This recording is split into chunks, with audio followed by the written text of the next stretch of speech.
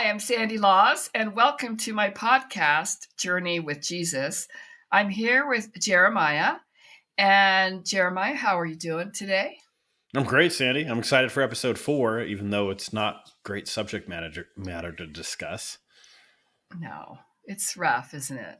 Mm-hmm. Yeah, because today we're talking about the arrest and trials of Jesus. So, in our Passion Week, we are on Thursday night after the Last Supper, Mm-hmm. when Jesus and the apostles have gone over into the Garden of Gethsemane where they are spending the evening. But yeah, this whole event that takes place over the next 24 hours is the crux of the Easter story, if you will, and in terms of how Jesus is accused and brought to trial and condemned, even though he's completely innocent.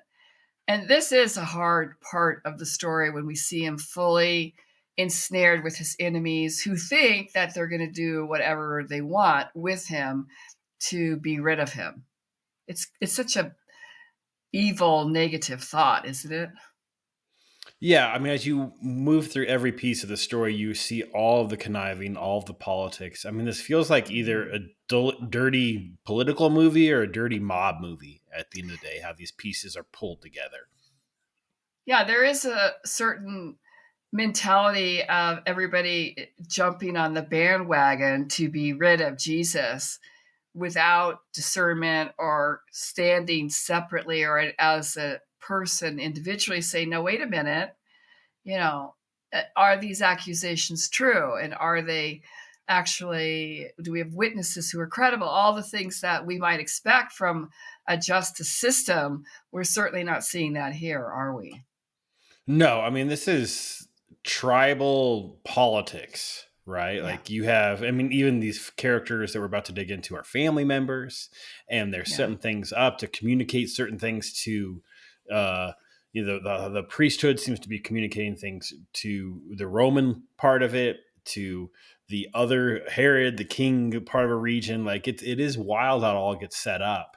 And again, the thing that is amazing is somebody is so convinced that they have to do this that they're jumping through all of these just really disgusting steps, and they feel what appears to be they feel justified in all of these moves, which is yeah. I think a moment. Like I like how you said, where's the discernment, where's the wisdom?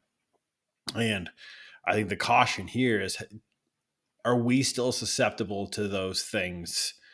How are we susceptible, whether it's in our politics or our churches or our Mhm. friend groups, our workplaces? Are we so convinced of something that we're willing to step on our integrity or our morals? It's just a little side thought in this story. Well, I think that brings out a lot of the gist of the challenge with this story is what side would you be standing with in and among all this? Yeah, which is very I mean, I think if you're really honest with yourself and you see our world now, you see how we can quickly get drawn up into lines. It's scary of where I think I would be in either one or two camps, right? I'd either be in the camp of just some peasant on the streets has no clue any of this is going on, right? Right. Or I would probably be in the camp of protecting the system, um, which Yeah. is scary to think about.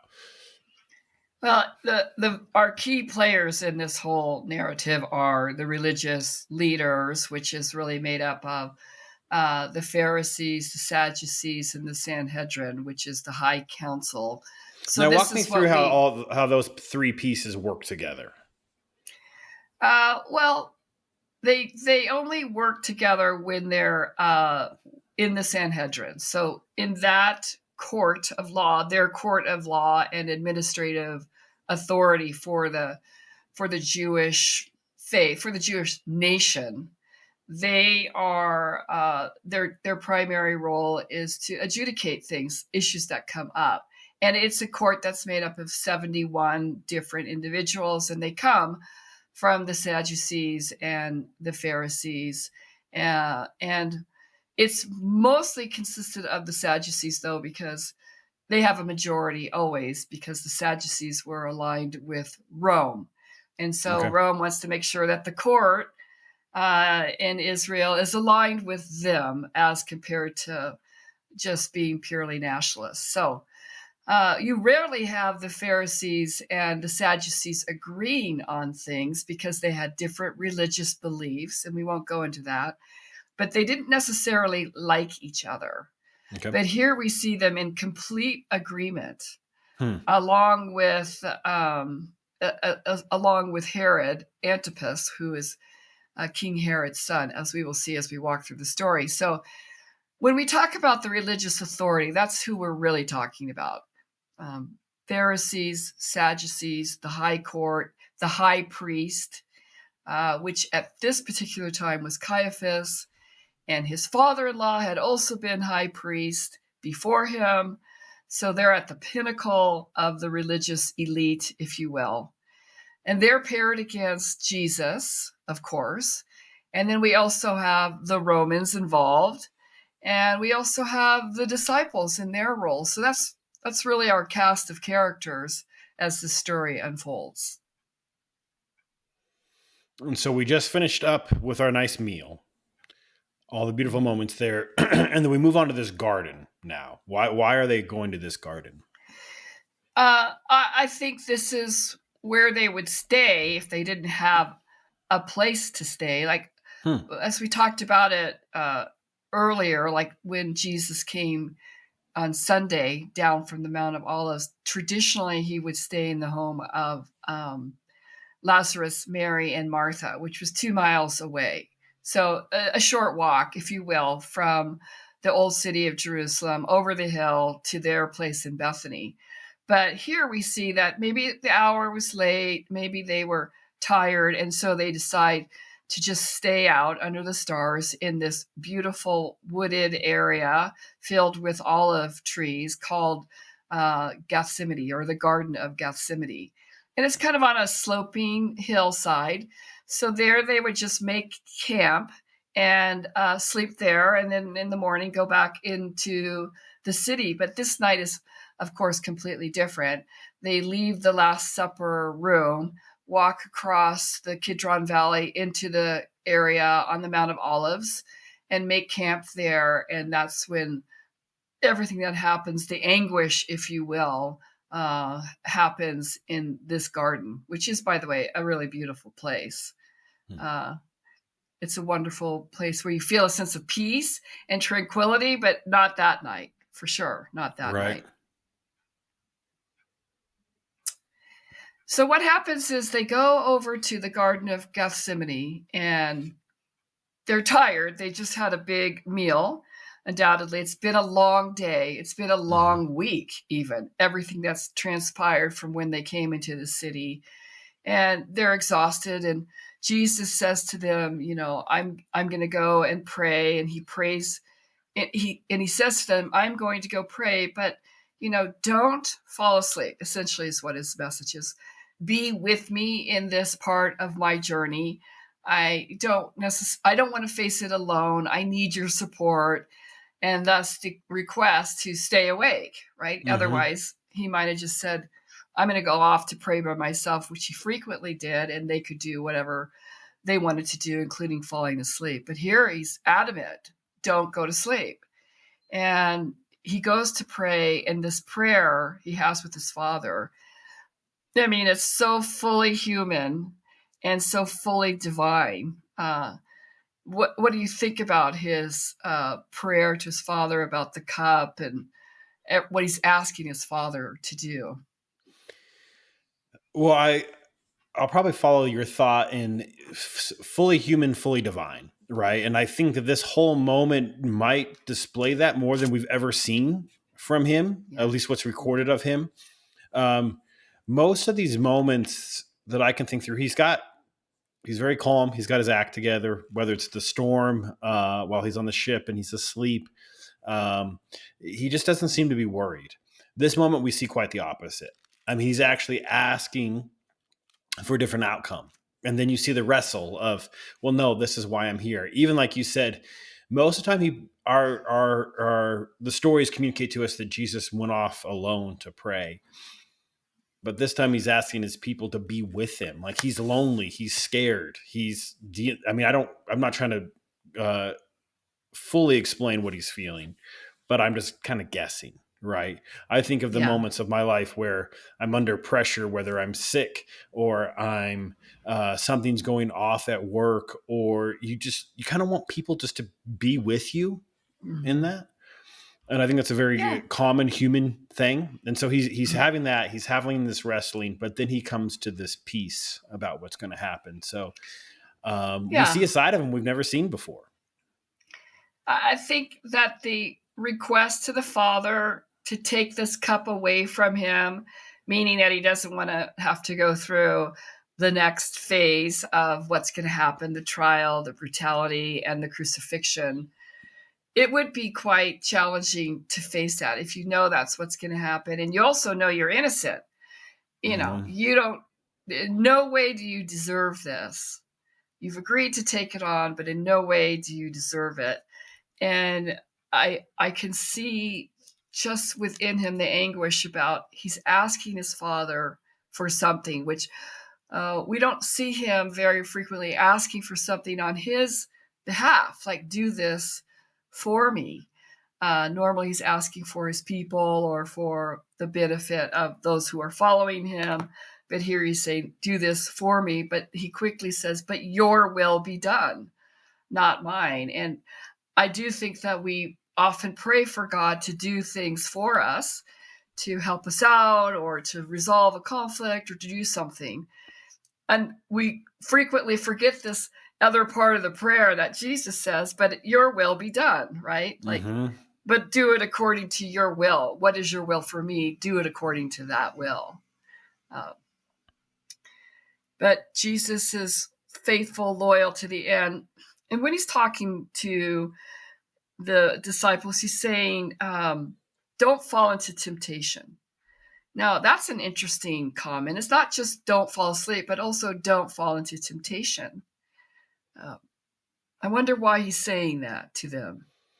I don't know. It's a really bizarre moment. I get the sense that there's something happening there that we don't get just by like the way the words are. Like, he comes back and he's like, "Wake up, pray, so you don't fall into temptation." I mean, which is wild because he already knows who's going to betray him, right? He kind of knows how this thing's going to come together, right? But yet he's still fervently, passionately pleading with his disciples, and so I can't tell if it's, "Hey, pray for this moment," or if this is a posture you need to have permanently for the rest of your lives because Uh-huh. of how serious this is. I can't quite tell what's happening here, but there's definitely weight to this story. There's many times across these stories where you come into these pieces where it's like there's something deeper here that I don't know if we grasp, but Jesus clearly does. Because, like, to your point of, you just had a big meal, you're in the garden at night, and you're going to pray. Well, you're going to fall asleep. Like, that's going to happen, right? Mm-hmm. And the fact that he came back and it wasn't like, "Oh, you guys," he was clearly disturbed by it. So I don't know. I don't fully know what to make of it, but there's definitely something big happening there. I think that he's afraid for them. He's afraid for himself, or he's in anguish over himself, but he's also afraid for them that maybe this moment of his arrest and everything that happens, the trial, is so surprising and shocking to these disciples, even though he'd said many times, I'm going to go to Jerusalem where I will be killed. He's worried that the temptation might be to lose their faith, lose their way, turn away, get away. Mm-hmm. And to some extent, that's true because they do all scatter. But um, yeah, I also think it's notable that the angels came to attend to him in his moment of anguish. And this is the third time we see the angels. The first time is when he was born, the second time is when he was tempted. And now they're here again to attend to him. So there is provision by his Father to help him, to strengthen him in this moment of dire straits. it's the low point of this entire story, him there literally sweating blood. I know it happens, and doctors will say it's a certain condition by which you're so full of anguish that your sweat has pieces or parts of blood in it as well. But it's hard Hmm. to imagine what that would feel Absolutely. like. Yeah. Yeah, and again, it's this idea of wrestling of this fully man, fully God figure that angels need to come comfort him in that moment. Yeah. Um, it's we're I don't think we have the tools to understand how all that works, but we can take Yeah. away like obviously a bigger moment than we can fathom is unfolding. I think angels also attend to us in our difficult times. I think Hmm. that's part of their job description is to be there for people in moments of anguish and difficulties. They help to guide us and they help to protect us. So we see this happening with Jesus as well. Um, but here he is. He's prayed to his Father, your will be done. And the next thing that happens is the full on betrayal of Jesus by Judas and his arrest. A very difficult thing for certain. And what happens is a crowd comes in to the garden. The crowd is like the Jewish police, if you will, probably some Roman soldiers as well. They've probably arranged with the Romans. They're going to make an arrest. We need some Romans with the ability to help us make that arrest, soldiers and the temple police. And they come into the garden, and Judas walks across the garden and identifies Jesus by giving him a kiss. Mm-hmm. Um, Always a tough moment to swallow because probably our reaction would be, I want to punch that guy in the face. Right? Absolutely. I mean, it's a scene straight out of Godfather, like all Yeah. this plot thing. This guy comes and kisses him when Jesus Oh, knew it was. I mean, it's wild. it's just disturbing to me that he does that. And even Jesus calls him out, like, you're betraying me with a kiss, a symbol of love and affection. That's how you're going to betray me. And it's just a horrible moment. But we know that in the end, Judas gets what is due to him as he can't live with what he's done. And he goes ahead and takes his own life because of it. Mm. But this is a really sad moment. Imagine, we feel betrayal by people, right? Like we've been betrayed, and our feelings around betrayal. And also, even when we see people who've betrayed us who act like it's no big deal. So we can relate to this. Yeah, I mean, yes and no, right? Like I can relate to some. I feel like any betrayal that I felt has typically been.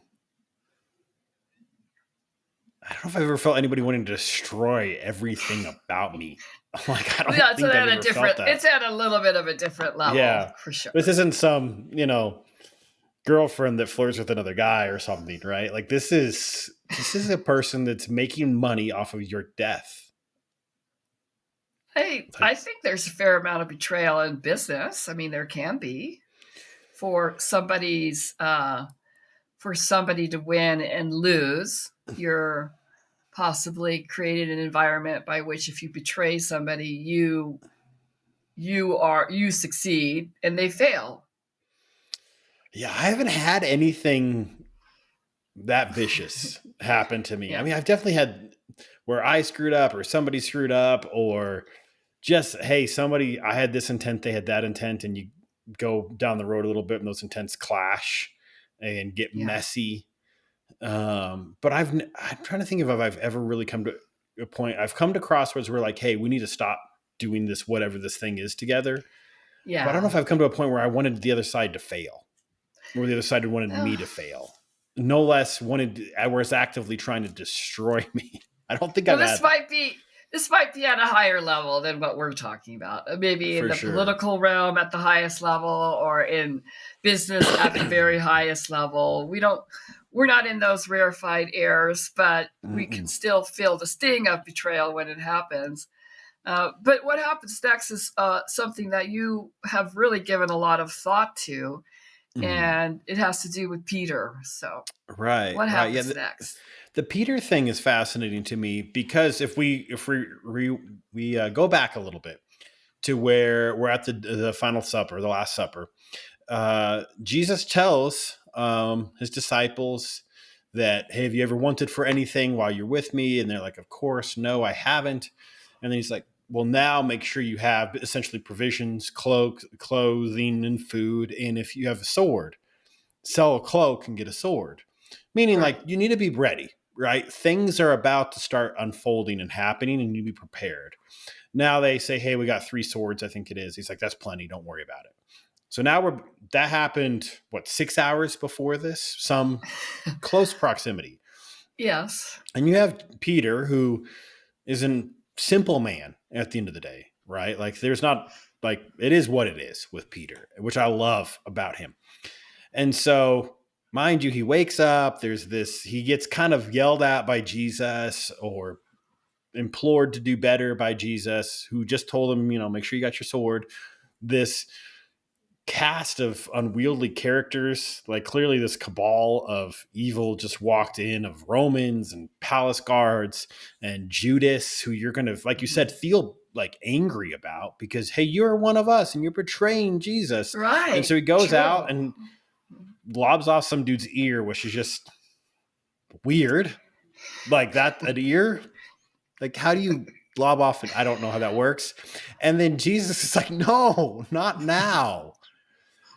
And so I could just see like the complete disorienting moment for Peter of just his entire world's upside down. He's trying to react. Everything he does appears to be wrong, right? Because he fell asleep. He chopped off the wrong person's ear or something.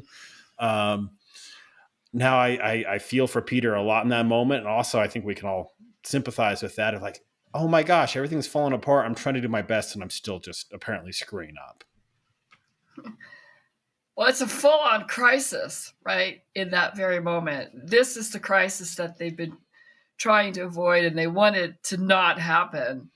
But here it is. And And they haven't how do you exactly trained react? for this. Yeah. Yeah, they haven't run Right. drills of what happens. Like this is just Yeah. out of nowhere. Yeah. And I like that Peter's mentality is I'm going to defend Jesus Absolutely. because he's innocent no matter what you're going to try to charge against him. We know it's not true. And so I don't know. What's he thinking that we're going to get out of this by clashing with them and let's all clash with them and then we'll run away and let me start the fight. Let me get in there and start the fight with poor Malchus who gets his ear cut off and, ow. And Jesus is like adamantly saying, no more of this. Stop your skirmishing. They're here for me, not for you. Let's fix Malchus's ear and move on, right? A So lot of weird. a lot of messages in there for them to have to absorb.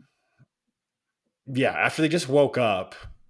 Yeah, absolutely. This is a wild moment. And it doesn't make any sense at all. I mean, life rarely does, but this is bizarre.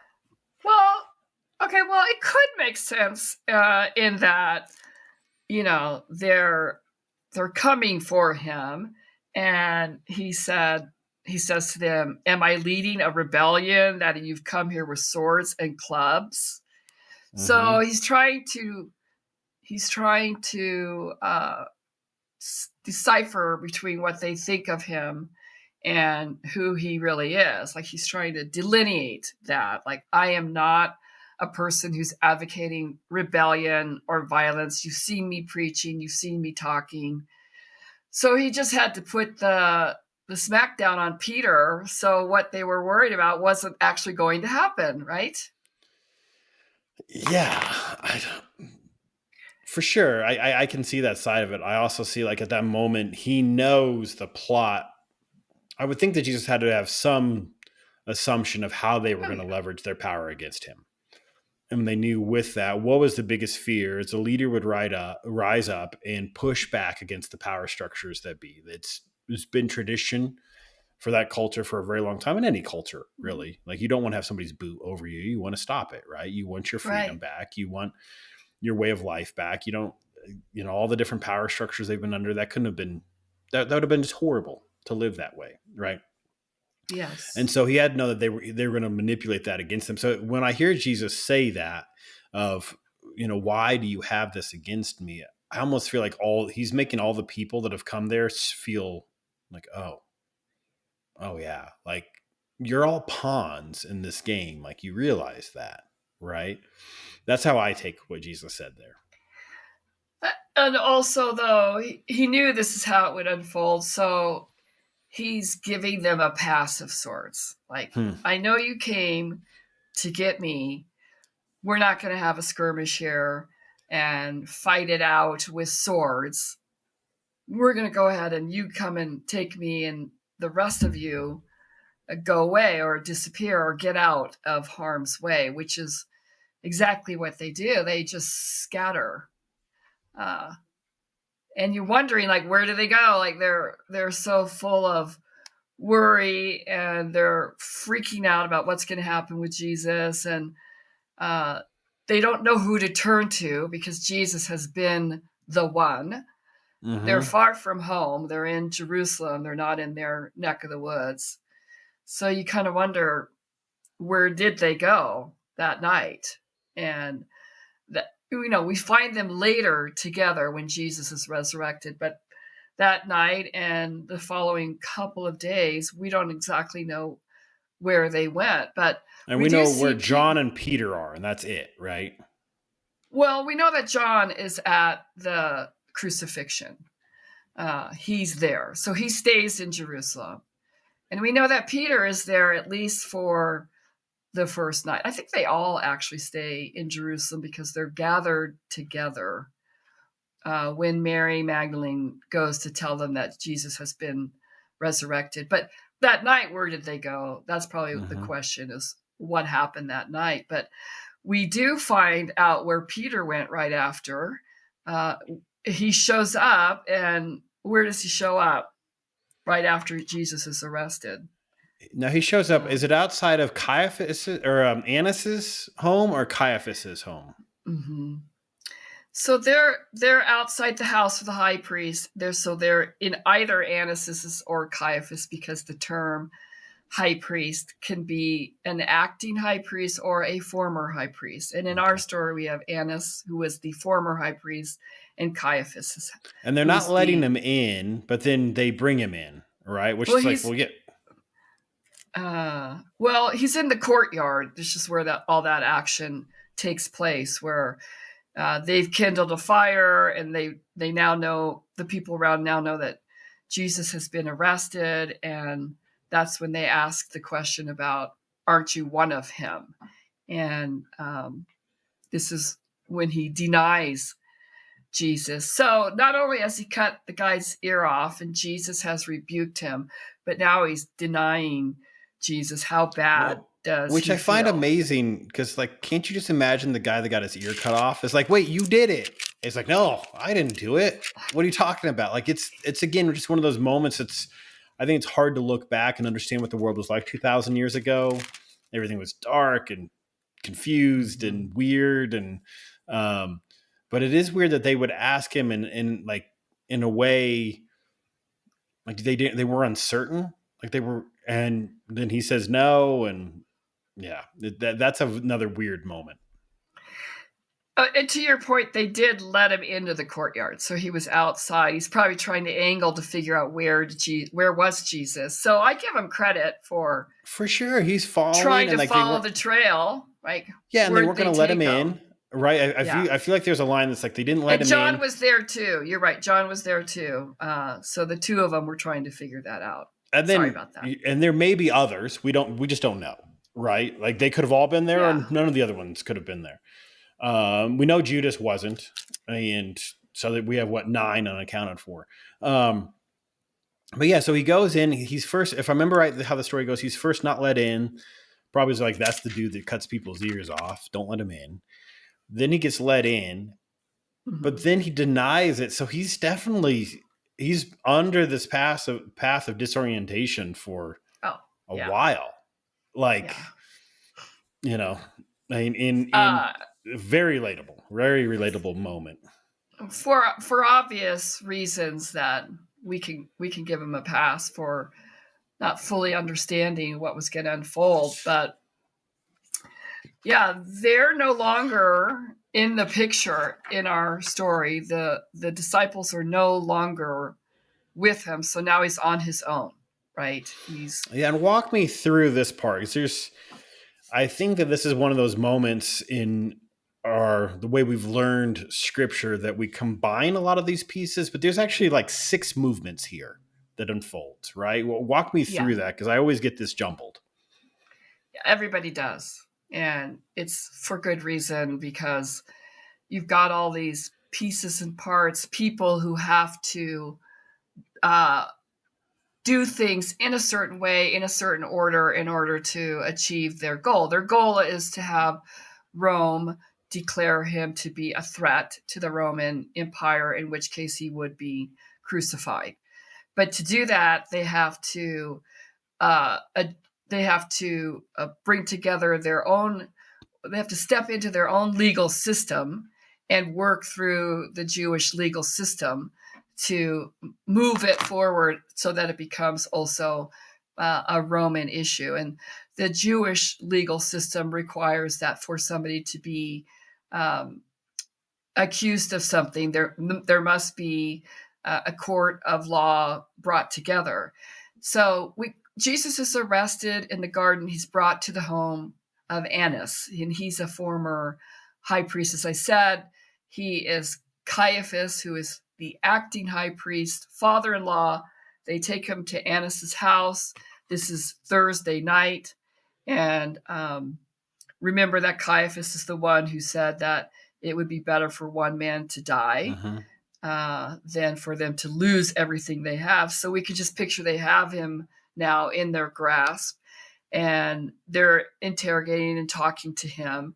And they move him from Annas's to Caiaphas's house. And below his house, he has dungeons, if you will, where they hold prisoners for trial. And this is where Jesus ends up between the hours of who knows, like midnight and 6 a.m. He's in this dungeon all by himself. Really, I think of it as the true pit of despair, right? Hmm. He's alone. He knows what's coming. He's in anguish. He's in the hands of his enemy, including Satan, and he's in complete despair. Um, but early the next morning, Caiaphas brings together some members of the Sanhedrin, the Jewish court, and they accuse Jesus of blasphemy. And Jesus is like, "This is not true. You've heard what I've said in the courtyards. You've been there. You've heard all of my words." So they bring false witnesses against him. And that's what would be called maybe the second trial, if you will. Okay. Um, so then they convene the entire Sanhedrin to come together, all 71 members who are there, and they restate the case and they call for Jesus to be charged with blasphemy, and to ratify the death sentence against him. And they could ratify the death sentence, but they couldn't carry it out without the Romans being involved, which is kind of interesting to me that they had authority, but they didn't have authority over something of this nature. And so they have to bring in Rome. You know, who's Rome? Rome is their hated enemy. They hate Rome. Right. Not all of them. Some of them benefit from Rome's presence there, like the Sadducees. Their pockets are getting lined by the Romans. But they certainly don't like the idea of having to turn over authority to Rome, but yet they're more than willing to do it in this case. So they take him to Pontius Pilate, who is the prefect of the area. He's basically in charge of a certain amount of area of Israel, including Jerusalem. And he goes in front of Pilate, and they have a conversation. And Pilate says, "Well, I don't really see any reason to charge you. This feels like a religious issue. It's got nothing to do with me. I don't have anything to do with your religion. I'm completely ambivalent. I don't really care. All I care about is my future with Rome. Mm-hmm. So do whatever you want with him." And he asks him, "Where are you from?" Or he hears that he's a Galilean, which is, again, over by the Sea of Galilee area. And he says, "Oh, well, you're not even in my jurisdiction." King Herod Antipas, King Herod's son Antipas, is responsible for that jurisdiction. And it turns out that he was in Jerusalem at that very time. So now they move him from where he is with Pilate to where King Herod Antipas is. That's convenient that they're all right there, right? Right. And Herod has this odd interaction with him. Herod is excited to meet him. He says, "Oh, I've heard a lot about you," and probably has heard how Jesus is performing miracles, and this is exciting. I get to meet this guy, and wanting Jesus to perform a miracle. So he starts, who knows what, but he wants Jesus to perform a miracle. So he starts peppering him with questions. And how does Jesus respond? It doesn't at all. He doesn't at all. He doesn't lay out a defense of any sort, other than he only has one defense, which is that he is the truth. Mm-hmm. I am the truth. What he says is true. So Herod dismisses him as in, I don't want to have anything to do with this guy. Send him back to Pilate. And the text tells us before he sends him back to Pilate that he puts on a fancy robe over Jesus, like a royalty robe, kind of mocking the idea that Jesus is the king of the Jews. And Pilate likes that. He thinks that's funny. And they become friends, whereas before they'd always been enemies. It's just shocking and speaks to the character of both men. So finally, they go back to Pilate, and this is when Jesus and Pilate have their discourse about, are you the king of the Jews? I mean, they're accusing you of saying that you're a king. That's a legitimate complaint. The Rome would pay attention to that by saying that you are putting your life into my hands. And it's not going to be a good outcome for you. But Jesus says, you don't have any power over me except for what my Father gives you in order to have this journey go the way that he wants it to. And Jesus does say, you say that I am a king. And in fact, the reason I was born and came into the world is to testify to the truth. Everyone on the side of the truth listens to me. And we get the famous retort from Pilate, what is truth? Right. He doesn't recognize truth that's in front of him, but this is true of the religious leaders as well and many, many other people. So he makes up the decision that, look, we have this one time a year when we let a prisoner go free out of the mercy of Rome. So that's what I'm going to do. I'm going to put two people up there, and you can decide which of the two you want to go free. Barabbas had started an uprising against the Romans. So he probably was a little bit more of a popular figure among the people. They probably admired his chutzpah, his desire to do something. But in this big crowd of people and all this noise and whatnot, they choose to let Barabbas go free. And that seals the fate of Jesus, because then he's sentenced to crucifixion. But that's also a moment of great angst for the religious leaders, as in this is going to come down to the choice of the people. Right. Yeah. It takes, The people. Yeah. yeah. So that's the So trials. It's a lot to cover, and I know it's a there's mess, but also it is. So like, if you kind of envision, again, this Godfather power struggle moment, right? We have all the key ingredients. We have two different state factions. We have this like caliphate or some religious authority that's there, but multiple levels. So they capture Jesus and they go to Caiaphas's father-in-law's house, who was the chief priest prior, from our understanding, which again to me right, seems totally like, hey, we're doing this under the cover of dark. We want to keep the people around this confused as to where Jesus is and what's happening to Jesus, because like we got in a the plan dark. for They him. want to keep it Yeah. in the dark, right? So like all these people, like, where did they take Jesus? Like, they're you would it feels like all of this is intentional to stay away from the crowds. And we hear these kind of conspiracy theories when like the US was involved in the Middle East capturing bad dudes, and you go back and hear how they dealt with it, right? And it feels very similar to this. And this is all based upon a plan because they don't like Jesus is challenging their power, essentially. So it Right. goes from father-in-law's house to now Caiaphas to Sanhedrin to this kangaroo court, but you can tell they're kind of priming the pump, right?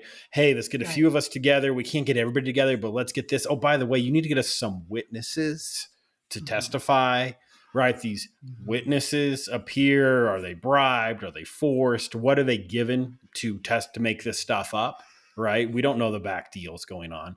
Then they bring them to the Roman part, which again is to me hilarious because these people that are so worried about their power have none. Like they have, I mean, it's like children, right? It's like, oh, we got to go to dad now because we can't actually, all of this that we just did, we actually can't do anything about it.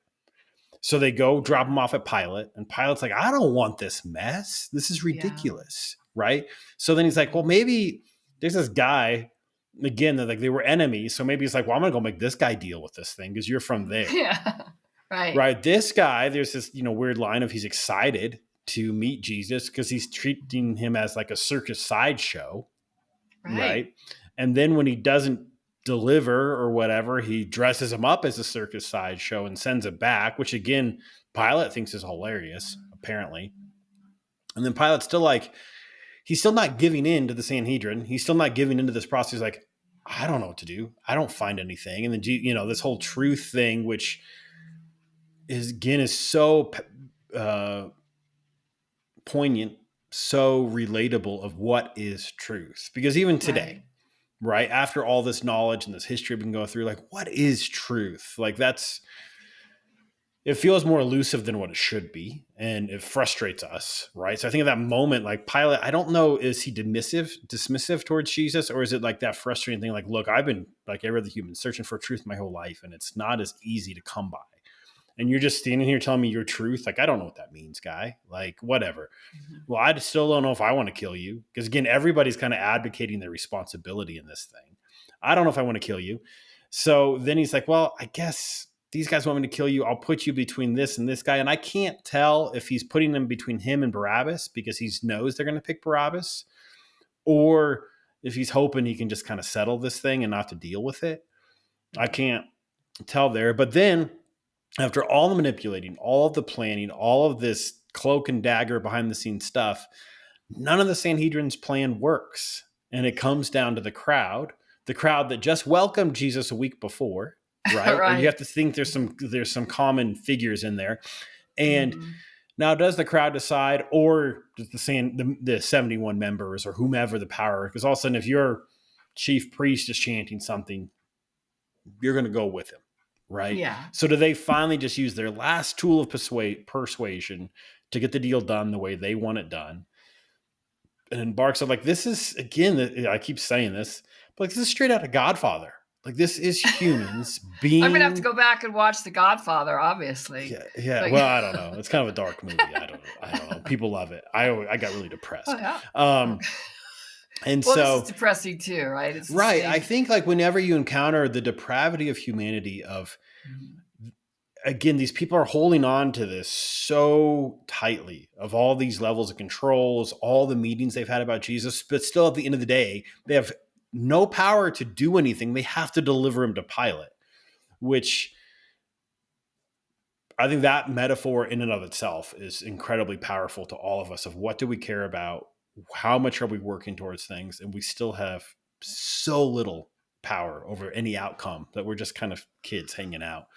Yeah, I think Um, Jesus makes it clear that all the power comes from his Father. So everybody who thinks they have power in this process, their position, their authority is being used by God to fulfill his plans. So I think that speaks to the fact that ultimate power obviously belongs to God.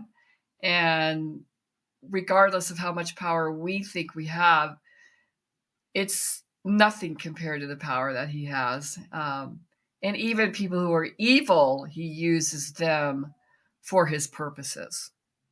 Absolutely. So we're in the run up to Easter. Journey to Calvary is what we're calling this. So this episode, or this thought process that we've engaged in, what I got a couple of things for you. What is most confusing to you, and what gives you the most hope with the stuff that we just discussed? Confusing.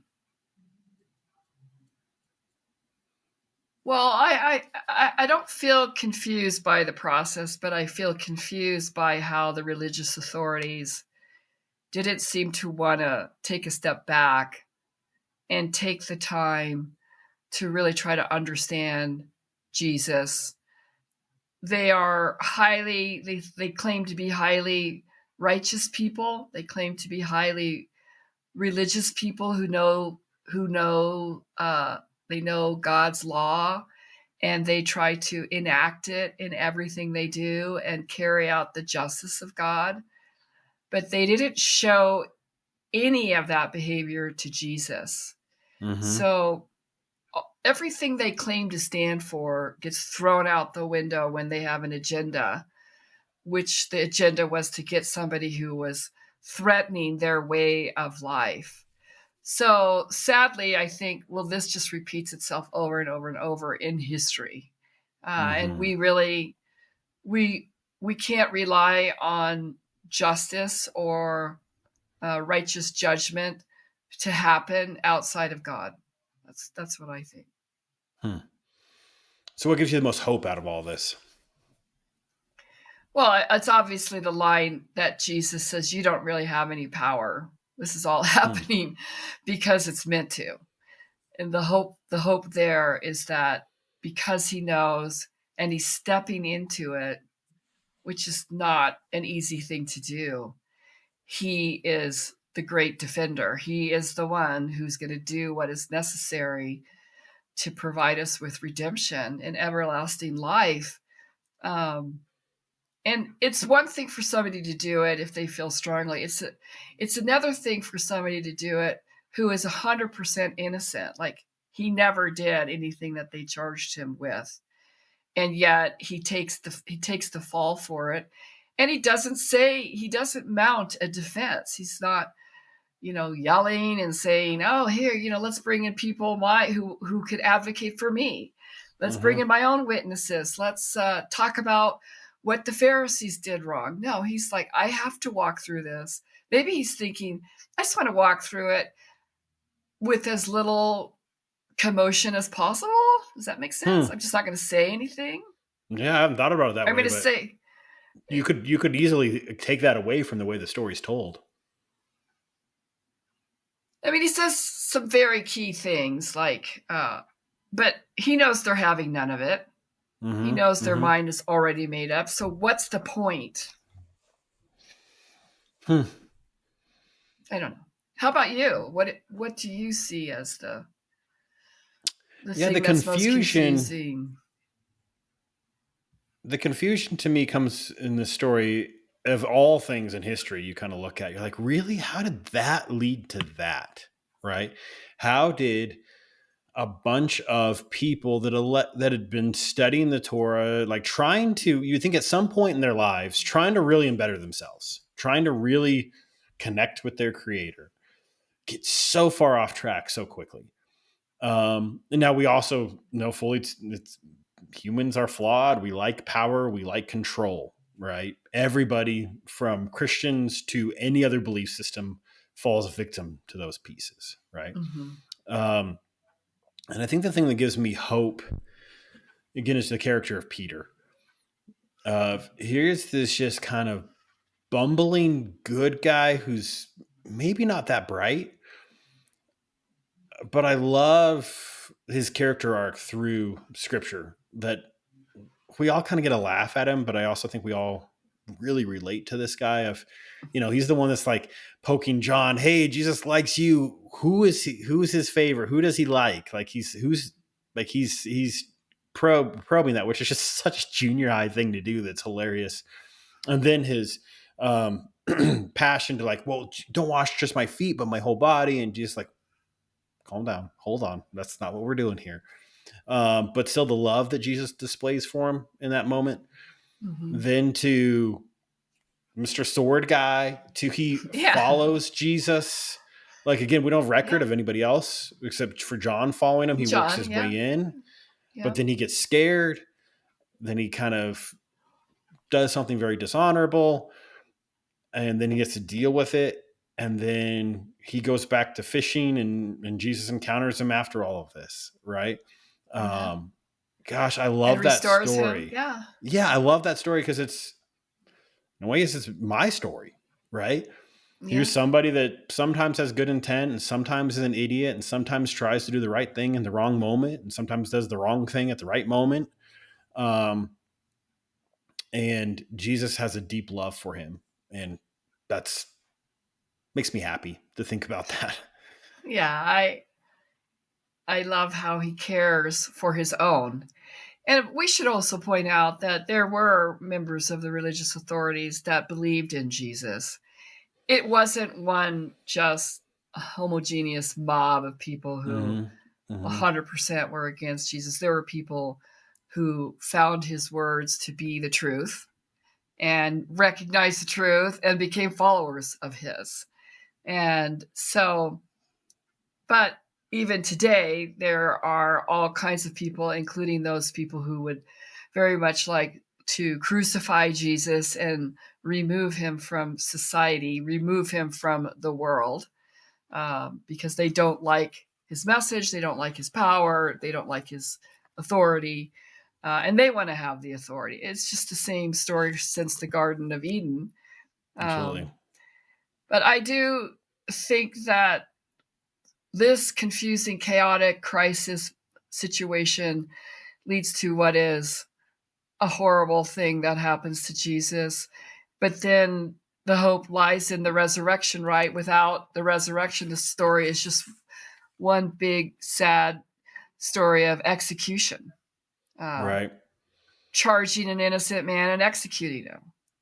Well, I think it goes back to that line that we discussed in the last episode of Jesus says your sadness will turn to joy. And we even took a moment and talked about how like that doesn't quite make sense, because I have a lot of joy around the story and still a lot of sadness. But I do think that is part of this journey that at least I'm learning of how to allow that sadness to turn to joy from the condition, from the reality, because you're steeped in everything that is wrong with humanity is right here in the story.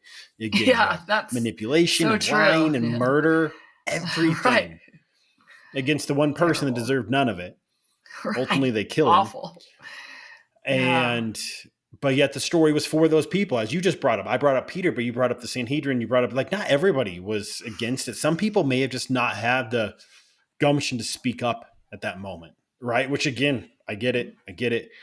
And even the people that may have fallen victim towards the fever pitch of the moment, this moment was for them too.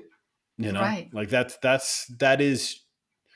really cool. I don't know if joyful is what I would describe yet, how I feel about it, but I'd say that's awesome. Like that there's something there that I want to be a part of. He's definitely taking us through the pit of despair with him.